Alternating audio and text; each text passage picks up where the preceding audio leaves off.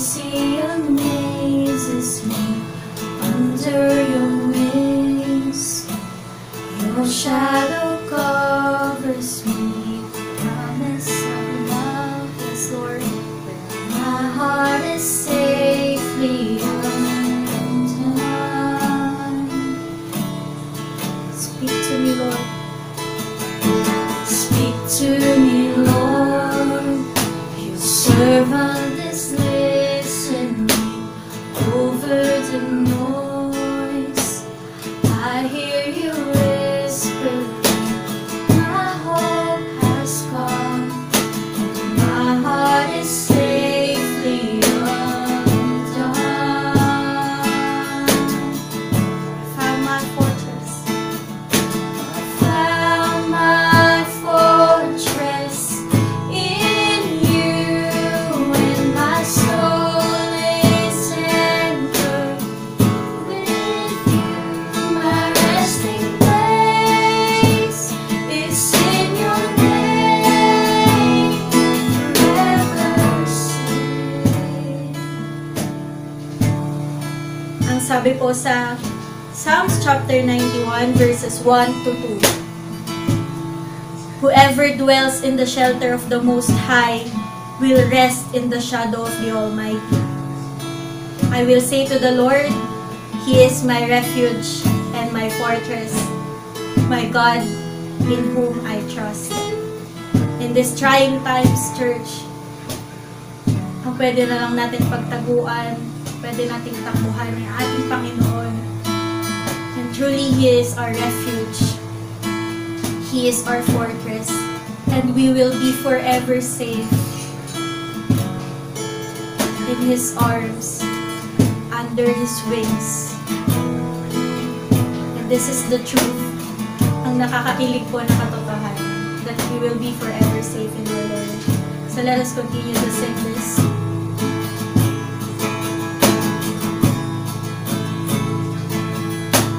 Under your grace, your mercy amazes me.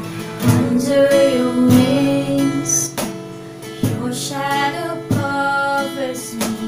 Promise of yes, Lord, it is your promise. My heart is safely undone. Yes, you speak to us, Panginoon. Speak to me, Lord. Your servant is listening over the noise. I hear you whispering, my hope has come, and my heart is safely undone. I found my fortress. I found my fortress in you, and my soul is anchored with you. My resting place is in your name. I found my fortress in you, and my soul is anchored. Yes, Lord, my resting place is in your name, forever safe.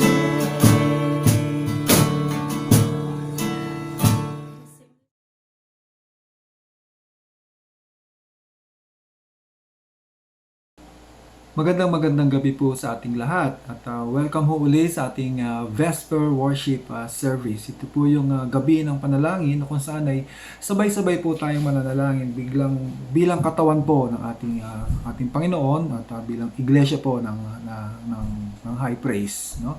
Pero bago po natin pakinggan yung mensahe po ay konting announcement lang po, no? Unang-una po ay patuloy po natin ipag-pray yung ating construction po ng church at wag po tayong hihinto sa pagluhod, sa paghiling sa ating Panginoon sapagkat nandito na po tayo sa tinatawag na parang finishing lap na ho, no? Malapit na po tayo matapos at ayon sa aking pagkakaalam ay nandun na po tayo sa mga plastering, nandun na tayo sa electrical wirings, at ang alam ko ay bubong na lang ang ilalagay, at magta-tiles na ho. Lahat po to, ang tawag po dito yung mga finishing touches, no? Pasalamatan po natin ating Panginoon dahil sa gitna po ng lockdown ay patuloy na gumagawa po itong gawain ito. Bagamat marami pong tinatawag na mga discouragement, maraming mga hadlang, and yet the Lord continue to work dito po sa ating pagpapagawa ng iglesia po ng ating Panginoon. No? Maraming pong salamat sa inyong panalangin. Ipagpatuloy po natin yung ating pagpipray po. No? Pangalawa po, yung ating pong mga tithes and offering, what I've learned is that siguro patawarin niyo po ako, siguro hindi ko ito na-announce, ay meron na tayong konting problema po sa tinatawag na signatories po ng ating bangko. No? So I encourage you, pero patuloy po natin itong ginagawa at patuloy tayo nakikipag-usap po doon sa bangko patungkol doon sa signatories. Kaya po ay hinihiling ko po na yung inyo po mga tithes and offering patuloy nyo pong ibigay kay Tita Janet. At siya po ang namamahala po pagdating mo sa finance natin, pagdating mo sa cash flow, no? Si Tita Janet po, no? Pagdating mo sa recording, si Tita Marisa ho, no? So meron silang tinatawag na divisions of labor. So kung meron po kayong gustong ibahagi o ibalik sa ating Panginoon pagdating mo sa tithes and offering, ibigay niyo lang po kay Tita Janet, madali niyo siyang i-text, at kung di niyo po alam ang kanyang cellphone number ay sabihin niyo lang po sa akin, ibibigay ko po sa inyo, no? So ito po 'yon, no, yung sa ating tithes and offering, at salamat po at patuloy na nagpo-provide ang ating Panginoon, lalong higit doon po sa tinatawag na construction po natin sa ating iglesia, no? Siguro kung nakikita niyo po doon sa picture na pinapadala ko ho ay doon sa ating High Praise Church family, ay makikita niyo po doon yung progress po ng gawain ng ating church, no? Lastly, ay this coming Sunday ho, it will be an exciting Sunday because we're going to have our communion. Yes, meron po tayong communion Sunday dito po sa darating na linggo. Pero pastor, paano natin gagawin iyon, no? Gandali lang po. Ang gagawin po natin ay ganito, sabay-sabay tayo magko-communion. Pastor, wala po akong ostya, no? Sa amin po, ang tawag po natin din ay magko-contextualize po tayo. Kung wala po tayong ostya, kahit anong biskwit na meron ho kayo, Skyflex, Fita, pwede po 'yon, no? O kaya tinapay, pwede po 'yon, no? So kung meron ho kayong biskwit o kaya is Fita o tinapay, pandesal, no, pwede po 'yon. Pastor, wala akong grape. Kung wala po kayong grape, tubig ho, po pwede po 'yon, no? So nandoon po yung representations na yung tubig po ay yung grape, at yung ostya po, yun po yung kahit anong tinapay na meron po kayo, po pwede po yun. So ang gagawin po natin ganito sa darating na Sunday, pagkatapos po ng announcement, pagkatapos po nung ibang gawain po natin, in short, bago po mag-message, no? Yung sermon o yung mensahe, ay magkakaroon po tayo ng communion, no? So before the message, we're going to have our communion, sabay-sabay po tayo magko-communion, and we're going to remember on what God have done for us in the cross of Calvary. No? So sa Sunday po, it will be an exciting day because we're going to have a communion. And at the same time, yun po yung birthday Sunday po natin. Pasasalamatan po natin ating Panginoon. Sa gitna po ng lockdown ito, God has given us another blessed, fruitful years. No? So mga birthday po. No? At ang maganda po nito, doon sa mga may birthday, makakatipid po kayo. No? Dahil kayo lang po mag-ano. Kahit gusto ko pumunta sa inyo, ay hindi po ako makapunta. In short, namimiss ko na ho kayo. Miss na ho kayo. No? So, ito po yun. That Sunday, we're going to have a lot of activities and Thanksgiving po sa ating Panginoon this coming Sunday. Okay? So, ngayong gabing pong ito, ang tatalakayin po natin is, ang title po nito ay Prayer as Self-Talk. No? Yung bang kinakausap mo yung sarili mo sa magitan po ng panalangin. Ang pagbabasehan po ng message po natin, makikita po sa Psalms chapter 42 verse 5. Psalms chapter 42 verse 5. Hayaan niyo pong basahin ko po ito sa wikang Banyaga ng NIV translation. Ito po ang sinasabi. Why, my soul, are you downcast? Why so disturbed within me? Put your hope in God. Again, babasahin ko po uli. Why my soul are you downcast? Why so disturbed within me? Put your hope in God. Diyos ang magpapala po sa pagkabasa ng kanyang salita. Sandali po tayo manalangin. Aming Panginoon na makapangyarihan sa lahat, maraming salamat po sa patuloy niyong pag-aalaga, pag-aaruga, pagbabantay, pagpapalakas po sa bawat isa sa amin. Tunay Panginoon, na nandito na po kami sa home stretch o matatapos na po yung COVID na lockdown. Maraming salamat po at patuloy niyo kami pinapalakas, inaalagaan at inalalayo sa aming kapahamak at kapanganiban. Ngayong gabing ito, Panginoon, ikaw ay aming sasambahin, papupurihan, pasasalamatan po sa magitan po ng panalangin bilang isang pamilya, bilang isang individual at bilang isang mananampalataya. Panginoon, ikaw manguna sa amin, ikaw magsalita sa amin ngayong gabing ito. Ito ang aming samod dalangin sa pangalan ni Jesus. Amen at Amen. Isang gabi daw po, sa Amerika ho, alam niyo sa Amerika, isa sa mga sports po doon na kinaugalian po ng mga tao yung tinatawag na pagsakay sa bangka, yun po yung yacht. Tawag po nila dito ay yate sa Tagalog po, no? Meron daw pong isang magkakaibigan na sumakay po sa yate, siguro mga 5 sila o 6 sila, na tuwang-tuwa sila, sila kabataan, no? Sumakay sila ng yate at sa kanilang yate, pagsakay nila ron, ay medyo malakas yung alon. At dahil nagkakasiyahan sila, nagkakatuwaan, malakas yung alon, ay hindi nila namamalayan, merong isang babae na nalaglag sa yate. Hindi nila namalayan nyo, at itong nalaglag na babae sa yating ito, sigaw ng sigaw, tulong, help, no? Kaya lang hindi siya madinig dahil sa ingay ng makina at sa lakas ng alon. At since yung hindi siya madinig nitong mga kaibigan niya, no? Ang isa na lang ang kanyang solusyon. Ang solusyon niya ay makabalik do sa pangpang at kailangan lumangay siya doon. Bagamat malayo, upang mabuhay siya, kailangan bumalik siya ron. So ginawa niya, bumalik siya sa pangpang at kahit pagod na siya, ang sinasabi niya sa sarili, kaya ko to, makakatawid ako, malakakalangoy ako, Diyos ko tulungan mo ako. Parating ganun ang sinasabi niya. Kaya ko to, malalangoy ko to, Diyos ko tulungan mo ako. Hanggang sa nakarating nga siya sa tinatawag na pangpang. Ganun rin ang nangyari sa mga nakaligtas sa 9/11, September 9/11. Ito po yung Twin Tower na binomba ng isang eroplano at alam po natin yung istorya. At ayon sa istorya ay bumagsak nga yung Twin Tower. Pero alam nyo ba na bago bumagsak yung Twin Tower na yon ay mahigit 1 oras pa. Magmula nung binangga ito ng eroplano, meron pang 1 oras mahigit para ito bumagsak o matunaw yung mga pundasyon. No? Doon sa 1 oras na yon, may mga nakaligtas. May nakababa magmula sa pinakamataas na floor, di ko yata may gitsandaan yata yun. May nakaligtas. At karamihan sa nakaligtas na yon, may sinasabi sila. Ang sinasabi nila, kailangan ko makita ang pamilya ko. Kailangan ko sila uling maakap. Kailangan makaligtas ako dito. Diyos ko, tulungan mo ako. Kailangan ko makababa kagad dito at mahal na mahal ko yung aking may bahay, aking pamilya. Diyos ko, tulungan mo ako.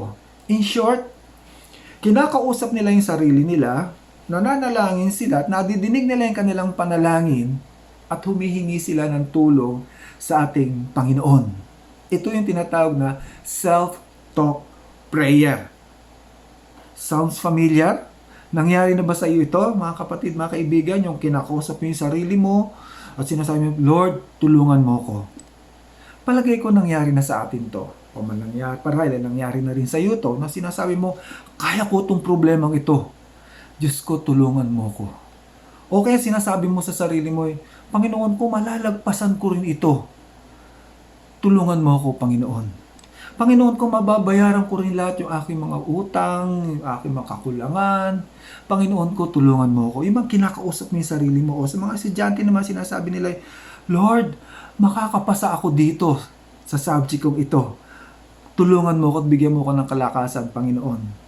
O kaya naman sinasabi mo sa sarili mo, Panginoon ko, nahihina ako. Palakasin mo ako. Panginoon ko, parang nag-iisa ako. Samahan mo ako, Panginoon. Yung bang ganun, kinakausap mo yung sarili mo at humingi ka ng tulong sa ating Panginoon. Ang tawag po din ay self-talk in prayers. No? Kagaya po ng text po natin, ito po yung nabasa natin. Ito po yung sinasabi ng Salmo. Tagalogin ko po sa Psalms 42 verse 5, ganito po yung sinasabi. Bakit ako nanlulumo? Bakit ako nagdaramdam?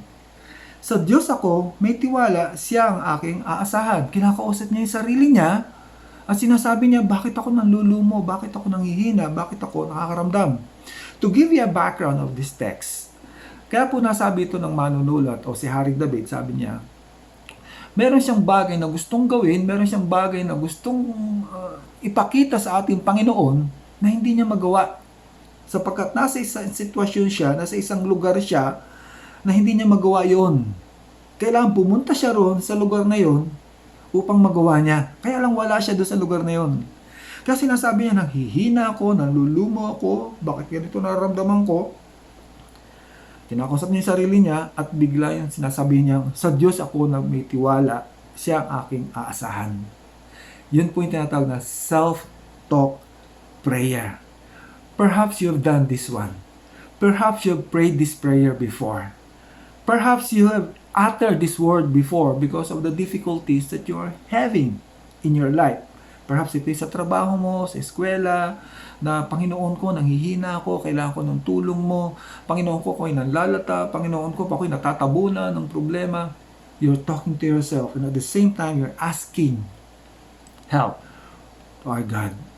Ito po yung tinatawag na self-talk prayer. Isang araw daw, mayroong isang mahirap na lalaki ang natutulog sa kalye. Habang siya natutulog sa kalye, mayroong isang lalaki na lumapit sa kanya na maganda ang bihis, signature yung pantalon, signature yung sapato, signature yung Amerikana, at mabagong mamago, nilapitan niya isang lalaki nasa kalye. Ang tanong niya doon sa lalaki nasa kalye, kumain ka na ba? Nagulat yung lalaki at tinanong niya ito, doon sa tao na yon. Nagugulat pala yung mahirap na lalaki. Tinanong niya ito. Ang sabi ng lalaki, hindi pa. Halata bang kumain na ako? Sabi ng mahirap na lalaki. No? Iwanan mo na ako. Pabayaan mo na ako dito sa kaling ito. Sabi niya doon sa mayamang lalaki. Sumagot yung mayamang lalaki. Sabi niya, nagugutom ka ba? Sabi ng mayamang lalaki, oo naman. Nakahiga nga ako dito sa kalye. No? Hindi pa ako kumakain magmula ng isang araw. So nagkaroon sila na tinatawag na pag-uusap, sagutan. Kung kumain na siya, sabi ng lalaki, hindi pa. Hanggang napasin sila ng isang pulis. Lumapit yung pulis, sabi ng pulis, may problema ba rito? Sumagot yung mayaman na lalaki, wala naman ng problema rito. Kaya lang, niyayaya ko itong lalaking ito na kumain dahil alam ko hindi pa siya kumakain. Sabi ng pulis, yun naman pala, niyayaya kang kumain ba't di ka pa sumama? No, para kumain. Sabi ng lalaki, ayoko nga, no? Sabi nung lalaking mayaman doon sa pulis, alam mo mayroong kainan doon, masarap doon sa may kanto na yon. Doon ko siya gustong dalhin. No, nakikita ko na hindi pa siya kumakain at namamayat siya pagka dumi-dumi niya. Yung nakakita na kayo ng taong grasa na maduming-madumi. Ganon. So, sabi ng police officer, tumayo ka na dyan, pagkakataon mo nito para kumain, huwag ka na magpakipot. Dahil sa araw nito, mapalad ka dahil mayroong magpapakain sa'yo. Nadinig ito ng mahirap na lalaki at madaling salita, binuhat nang siya ng pulis, nilalayan sa kamay, tumayo yung lalaki at sumama doon sa cafeteria kung saan sila kakain. Pagdating doon sa cafeteria, ang sabi ng may-ari, ano ito? Bakit pinapasok dito yung lalaking ito? No? Hindi dapat pumasok dito yung lalaking ito. Pangit sa negosyo ko to, maaamoy ng mga customer ko itong lalaking ito, makikita nilang maduming-madumi, baka hindi na pumunta rito yung customer nito, dahil madudumihan itong gamit nito. Sabi ng mayaman na lalaki, tumahimik ka dyan. Ako magpapakain dito. Kahit na, sabi nga nung may-ari ng restaurant. No? Hindi pa rin siya pwedeng kumain dito, kasi nga, pangit. So sabi ng mayaman na lalaki, nakikita mo ba yung kumpanya na yun sa may kanto nitong kaling ito? Sabi niya, oo. Malaking trading firm yan at linggo-linggo dito kumakain yan. No? Dito sila nagmi-meeting, ginagamit yung second floor ng kainan ko at dito sila nagkakaroon ng tinatawag na conference. Sabi ng mayaman na lalaki, no? Oo, dito kami nagmi-meeting. Alam mo kung sino may-ari niyang kumpanya na yan? Sino? Ako, sabi ng lalaki. Nagulat yung may-ari, no? Sabi ng may-ari doon sa lalaki, na linggo-linggo kumikita ka sa amin. At sa pagkita mo sa amin, kaya gumaganda itong restaurant na ito. Tapos hindi mo pa ako mapagbigyan para pakainin itong lalaking ito. Hindi nakasagot yung lalaki, may-ari ng restaurant. Sa madaling salita, pinaupo yung lalaki para kumain. Sinabi niya, itong ordering ko para makakain ka. At sabi doon sa pulis, ikaw mamang pulis, baka gusto mo rin kumain. Sabi doon sa mamang pulis, naku wag na ho, duty ko ho ngayon eh. O sige, kung duty mo ngayon, pagbabalot na lang kita ng sandwich, ng hamburger, at saka ng coffee. Sabi ng pulis, o sige ho, maganda ho yan, no? So hintayin ko na lang ho yung inyong pabalot. So habang naghihintay yung pulis, sabi nung lalaki, doon sa taong grasa, sabi niya, hindi mo ba ako nakikilala? Sabi gano'n nung mayaman.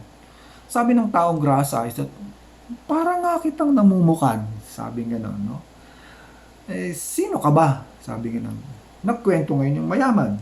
Sabi ng mayaman is, alam mo ba, nung bago akong graduate sa college, hanap ng trabaho. Wala akong makita ng trabaho. Hanggang makarating ako dito sa restaurant nito.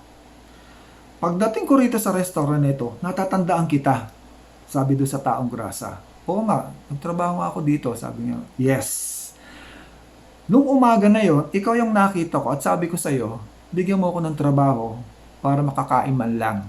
Ang sagot mo sa akin is that walang bakante at hindi kita pwedeng tanggapin. Pero, ang sabi mo sa akin, mupo ka dyan, at alam kong di ka pa kumakain, papakainin kita. Tandang-tanda ko yun na ginawa mo sa akin. Sabi nung mayaman na lalaki. Hindi ko makakalimutan yun. Dahil doon, nakakain ako, meron pa akong take out doon sa pagkain na yon. Since may take out pa ako doon sa pagkain na yon, nakakain ako ng tanghali, nakakain ako ng hapunan. Alam mo ba ang nangyari sa akin?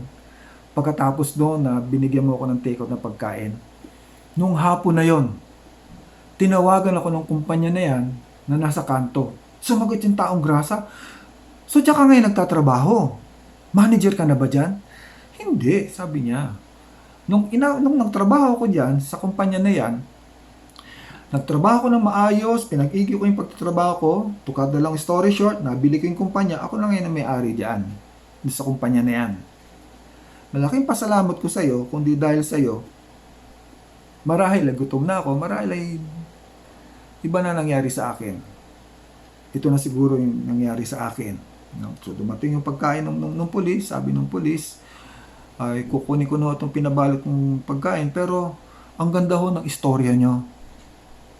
Hindi nyo nakalimutan yung nangyari sa iyo at tinulungan mo itong lalaking ito.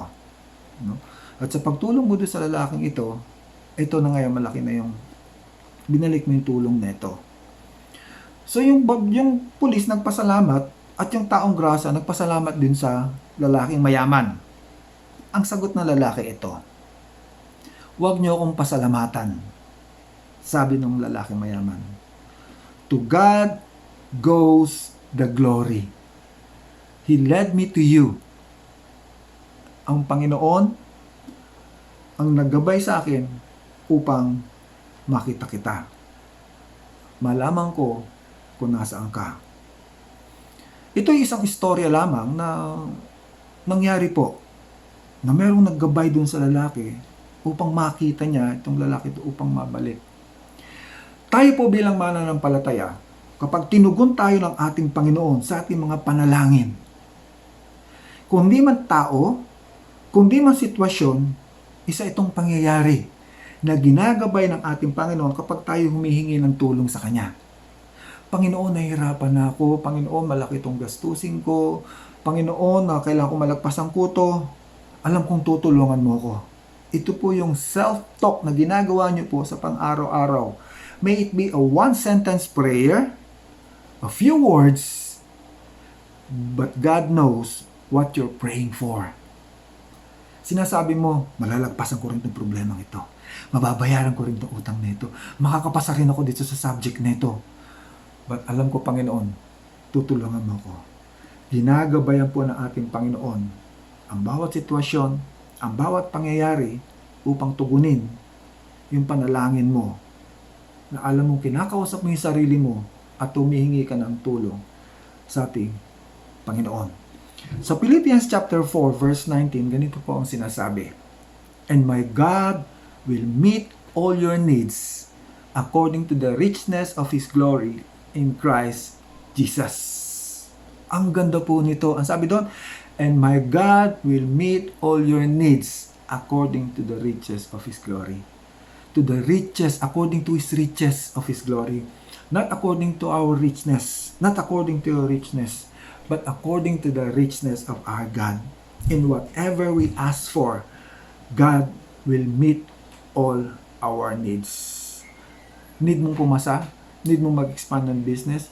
Need mong sa future mo? Whatever that might be.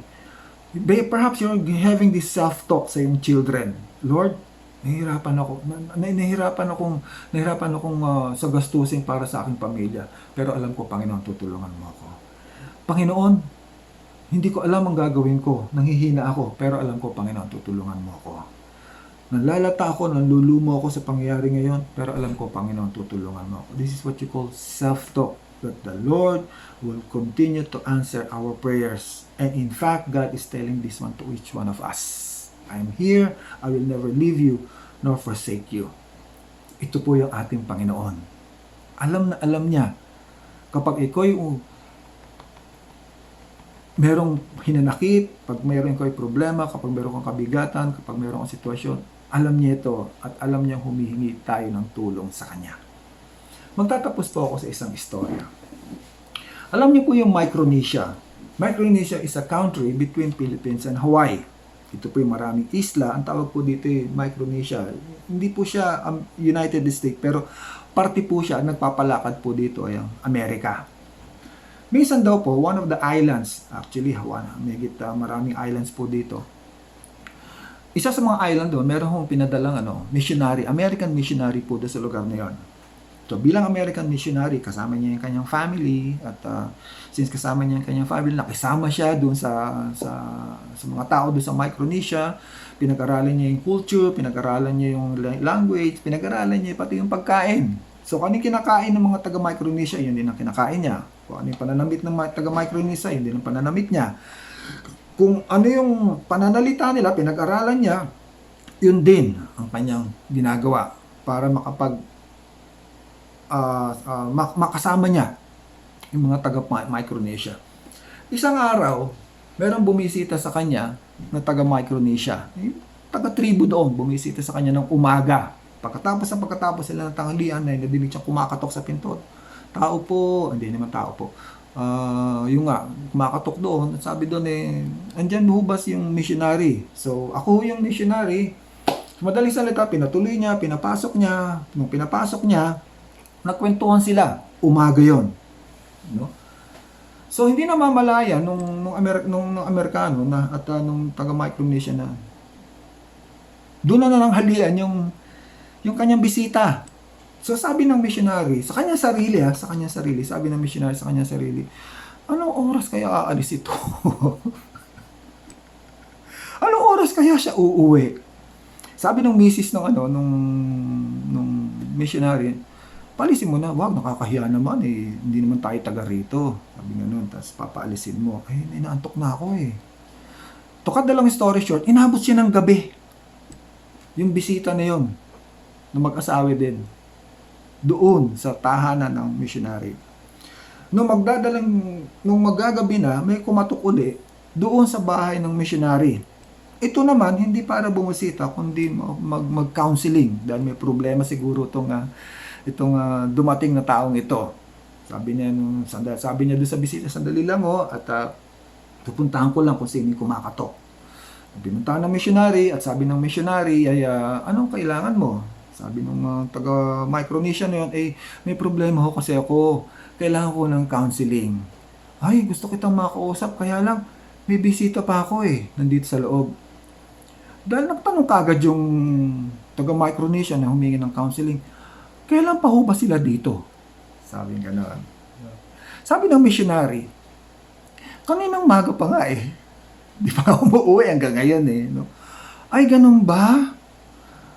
Dito sa Micronesia, dito sa islang ito, meron kaming tradisyon. Sabi nung missionary, anong tradisyon? Hanggang hindi mo pinapaalis yung bisita mo, hindi sila aalis. Ay, ganun ba?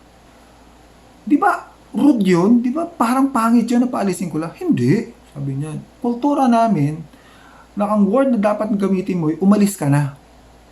Tsaka lang sila aalis. So, ganun nga yung ginawa ng missionary. Pumasok siya doon sa kanyang salas, iniwan niya yung kanyang bisitang nasa labas, at sinabi niyang, umalis na kayo.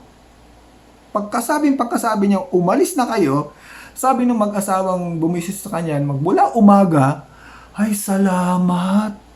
Yun lang ang hinihintay namin sa iyo na sabihin mo na umalis na kami. Tsaka umalis yung mag-asawa. Nagpasalamat pa doon sa missionary at siya pinaalis. Kasi sa ating Pilipino, parang rude din yun. Sa Amerika, parang rude din yun. Pero doon pala, kultura nila yung umalis ka na. Sabihin mo sa kanila, umalis ka na, tsaka sila aalis. Ito po yung kultura. Sa ating Panginoon, hindi kultura ng ating Panginoon na tayo palayasin. Bagkus, kapag tayo nangangailangan, kapag tayo ay humihiling sa Kanya, sinasabi pa niya na, come unto me, those are heavily laden, and I will give you rest. Hindi tayo pinapaalis ng ating Panginoon. Ano man ang panalangin mo, ano man ang kahilingan mo, ano man ang sinasabi mo, God is telling to you. God will answer you. God knows what you need. At sinasabi pa niya, come unto me. Ito pong pangyayaring itong self-talk nito kahit ang ating Panginoong Hesukristo ay naranasan niya rito. Naranasan din niya yung self-talk prayer. Sa Matthew 26 verse 39, ganito po ang sinasabi. Pakinggan niyo po. My Father, Matthew 26 verse 39, ito po ang sinasabi. My Father, if it is possible, let this cup pass from me. Nevertheless, not as I will, but as you will. God, our Lord Jesus Christ, is telling, tanggalin mo na ito. Hindi ko kaya eh. Parang ganun. No? Hirap ako. Pero kung gusto mo, aking Ama, susundin kita. Yes, we have our self-talk prayer. Hirap na ako. Nanghihina ako. Nanlalata ako. Gusto ko nang sumuko. Pero Panginoon, ikaw magpapalakas sa akin. Panginoon, napakarami kong kabigatan. Pero Panginoon, ikaw ang bibigay sa akin ng kaginawahan. Panginoon, hindi ko na kaya ito. Hirap na ako. Malalagpasan ko kaya ito. Pero Panginoon, alam kong ikaw ang magbibigay sa akin ng comfort and assurance. Let's continue to have this self-talk prayer. Sabihin natin sa ating Panginoon, ito man ay sa pamilya mo, ito man ay sa pangarap mo, ito man ay pang-personal mo, o ito man yung nararamdaman mo ngayon itong lockdown nito, you continue that self-talk prayer and ask God yung pangangailangan mo at kalakasan mo. And God will answer your prayer. Again, in Matthew 11 verse 28 says, ito po ang sinasabi, come to me, all you are weary and burdened, and I will give you rest. Alam ng ating Panginoon ang iyong pinagdadaanan. Alam ng ating Panginoon ang iyong sitwasyon. Alam ng ating Panginoon ang nangyari sa iyo. Sabi nga ng Panginoon, come unto me and I will give you rest. Whatever that might be, God will answer our prayer. Let us pray. Aming Panginoon na makapangyarihan sa lahat, maraming salamat po sapagkat ikaw ang aming Diyos na patuloy na tumutugon sa aming mga panalangin. Salamat po Panginoon at hindi mo kami pinababayaan. Salamat po Panginoon, hindi mo kami iniiwan. Salamat po Panginoon at patuloy mong tinutugon ang aming mga panalangin. Panginoon, patuloy namin inalapit ang iyong mga iglesia kung saan Panginoon ay gumagawa at nagpapatuloy sa paglilingkod sa iyo. aming mga iglesia, Panginoon, o yung iglesia, Panginoon, ng high praise sa Butuan, sa Samis, sa Mindanao, Panginoon. Lord, protect and comfort yung mga pastors doon, Panginoon. Give them strength, Lord God, as they share the gospel. Ganon din po, Panginoon, yung mga pastors mo, Panginoon, sa Cebu, yung high praise Cebu. Sila Pastor Deo, Pastor Bernie, Pastor Butch. Lord, cover them with your blood and with your Holy Spirit.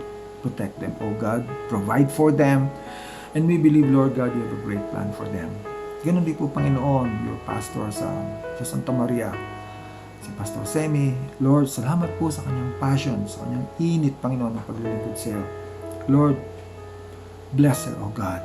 Bless her, O God. Ganon din po, Panginoon, ang mga kapatiran namin sa High Praise Mabuhay, High Praise Barclay. Lord, we continue to commit them unto you, O God. Lord, provide for them. Give them, O Lord God, those provisions, those favor, habang nandito sa lockdown, Panginoon. Salamat po, Panginoon. Ganon din po sa Phase 4A. Salamat po, Panginoon. You continue to provide, you continue to strengthen. At salamat din po, Panginoon, at patuloy ka nangangalaga. Lord, yung may mga karamdaman, Panginoon, in Jesus' name, pagalingin mo sila, Panginoon. Lord, yung may mga pangailangan, in Jesus' name, provide for them. Lord, yung may mga pagdududa, yung may mga kahinaan, Lord, give them strength. Lord, we continue to pray yung church, Panginoon, at ang bawat pamilya, Panginoon, na sa kanilang tahanan. Salamat po, Panginoon, you're creating a church within the family, O God, within each house, O God. Salamat po, Panginoon. Lord, we continue to pray, we continue to offer ourselves unto you as we continue to have this corporate prayer bilang high praise, Panginoon. Salamat po. And now, may the grace of our Lord Jesus Christ, the love of God, and the fellowship of the Holy Spirit be with us all, now and forever. Amen and Amen.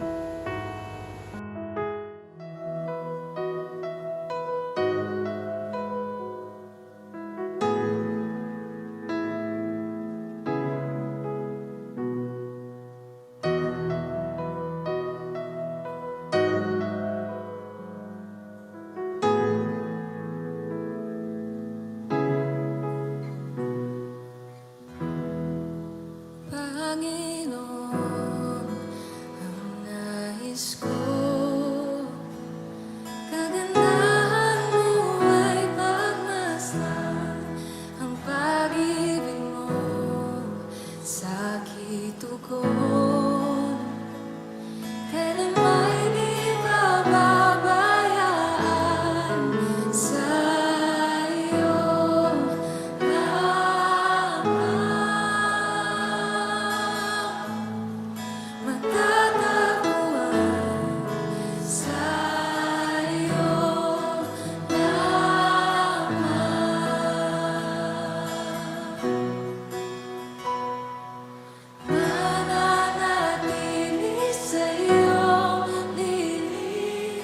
So